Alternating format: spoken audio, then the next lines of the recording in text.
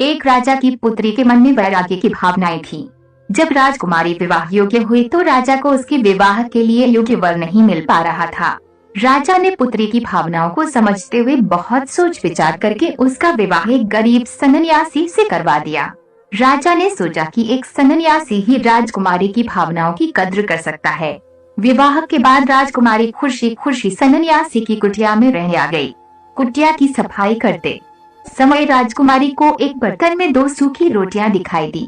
उसने अपने सन्यासी पति से पूछा कि रोटियां यहाँ क्यों रखी हैं?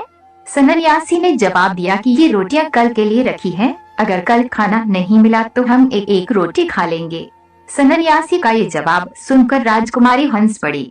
राजकुमारी ने कहा कि मेरे पिता ने मेरा विवाह आपके साथ इसलिए किया था क्योंकि उन्हें ये लगता है कि आप भी मेरी ही तरह वैरागी हैं। आप तो सिर्फ भक्ति करते हैं और कल की चिंता करते हैं। सच्चा भक्त वही है जो कल की चिंता नहीं करता और भगवान पर पूरा भरोसा करता है।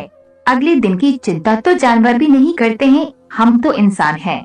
अगर भगवान चाहेगा तो हमें खाना मिल जाएगा और नहीं मिलेगा तो रात भर आनंद से प्रार्थना करेंगे। ये बातें सुनकर सन्यासी की आंखें खुल गई।